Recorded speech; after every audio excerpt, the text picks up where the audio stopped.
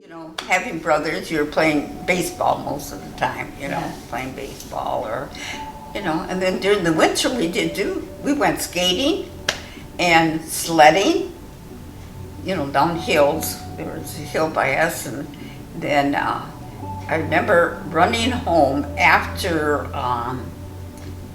school, and we would quickly, because we had to do our homework first, so quickly doing your homework. And I remember saying to my brother, I always had trouble with math, so then he would do my math for me. We went tobogganing, and it was just the girls. And then all of a sudden, some of the boys from the 6th grade came, our class. And so they were taking the toboggan up for us so we could go on. And I was going to Catholic school at that time. Remember Sister Helen Clare? And I don't know how Sister Helen Clare found out that we did that at the golf course, but somebody told her. Anyway, so she calls all the girls outside, those of us that were there. And she's going on and on about our behavior with the boys. I said, well, Sister Helen Clare, what do you think we were doing? So those are funny things you remember, Yeah. Yeah. And then we also used to play King on the Mountain. So you had, built up a snow hill and then somebody would go to the top, so they were king. Mm-hmm. And then you would try to get up there to knock that king down. Yes. So of course we didn't watch television that much. So we played games with each other. Mm-hmm. We played Monopoly, Old Maid, things like that. And I remember my oldest sister, she never wanted to have that Old Maid. But we did a lot of that instead of, watching a lot of television. Mm-hmm. We had a garden too. Now I remember we had a garden, so it was quite a big garden, so you had to weed the garden. And I remember, we planted a lot of potatoes, and so you had to cut the potatoes in half and plant those, and that's how your potatoes grew.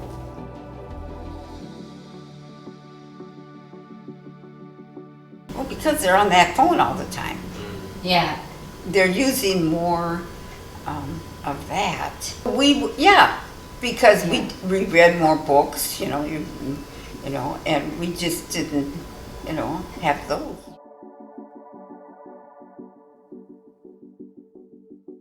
Well, I remember, because this is in the 40s, polio was very rampant in those years.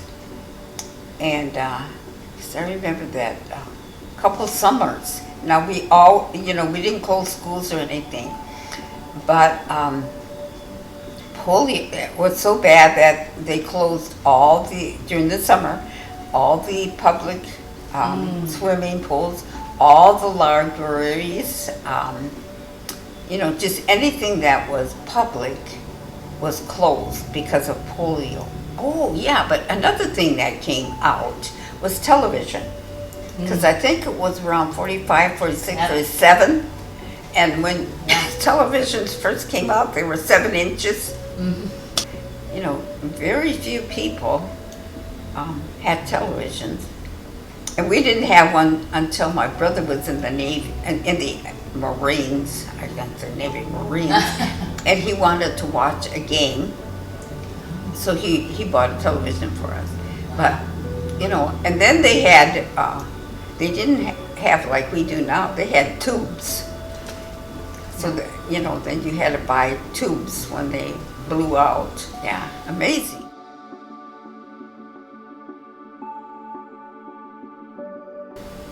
We never talked about exercise.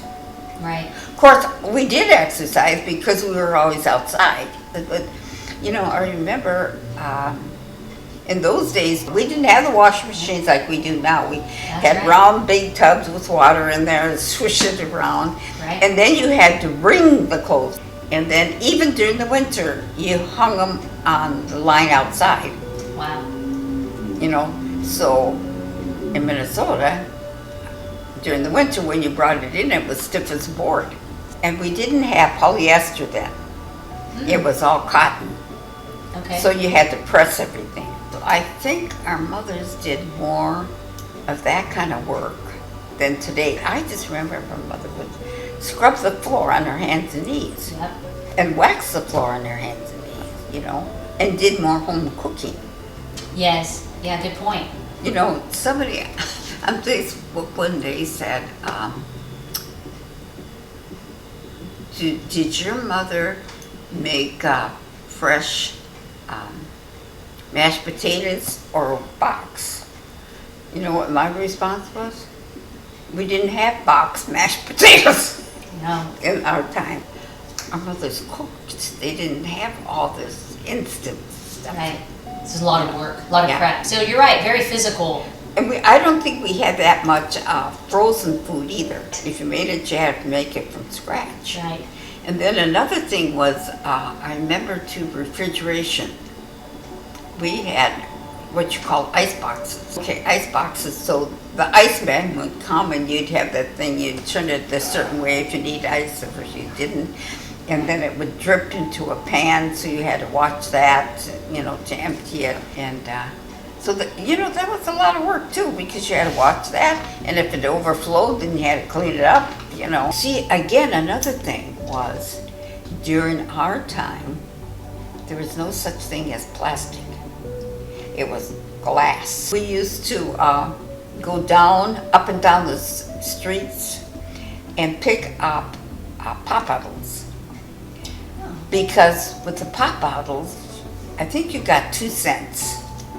So then you could take those bottles, take them to the grocery store, get some money, and then that's how we bought our ice cream.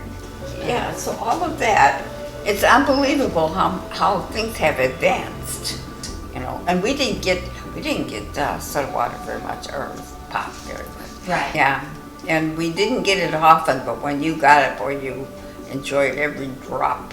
And the awesome. glasses were so cold, they were real frosty. Yes. Oh, that was the most delicious root beer. And even when I was growing up, there wasn't fast food, because the McDonald's, they came towards the end of the 50s.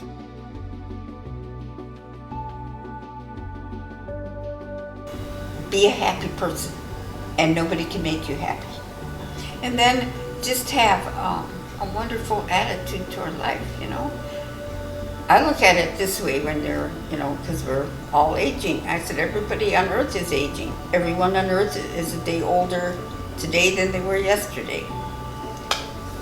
And you can't dwell on, I'm getting old. It drives me crazy, I'm getting old. Well, just enjoy life and look at life as a gift. It is a gift. It's a blessing. Actually, life is a blessing. We should look at it that way. God has blessed. Be grateful for your life. This is what I do every morning when I get up and I'm going to go and pray.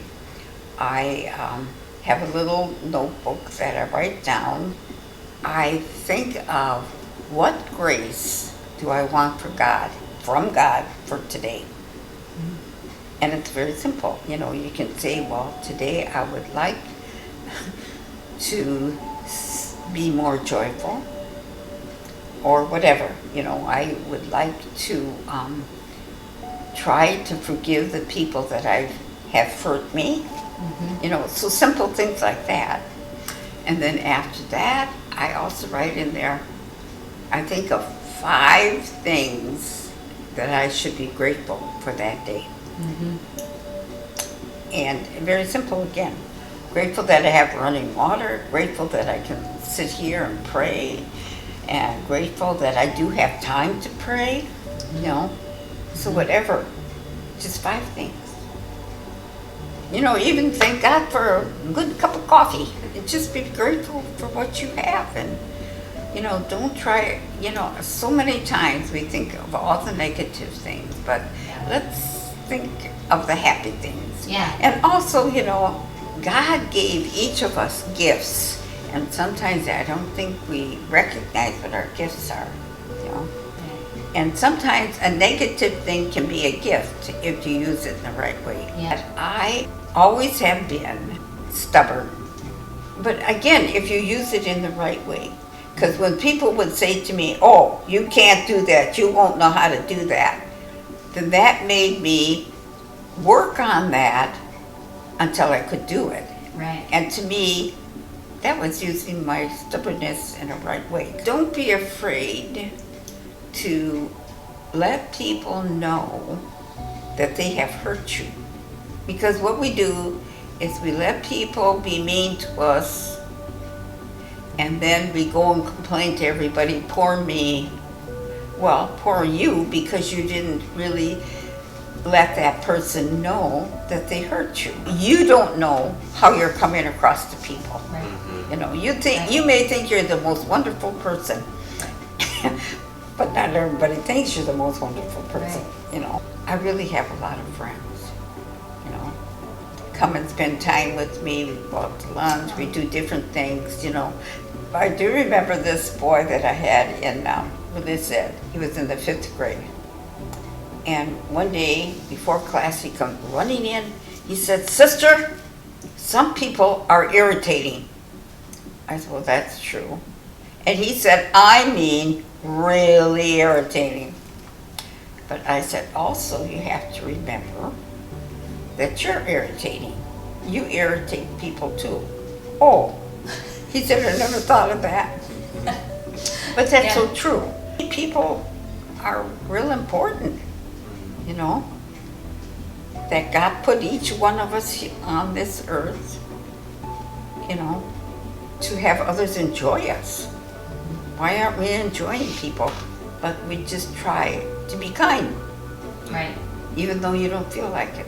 Listen to what people are saying to you to let you know what you are doing to give an negative impact on people. And if you attune yourself to that, then you realize, oh, I've got to change that behavior. And you know, appreciate your family. You know, sometimes we're so unkind to our own families. Try to be a loving person, and you know, be gentle with yourself. Because sometimes we're so hard on ourselves. I remember a pastor saying one time to me, he said, "You know, sister, you look out in the congregation, everybody seems happy, but you do not know what is going on in their life." So I think if we will be a little bit more compassionate and try to understand people and their family situation, then we would have happier people.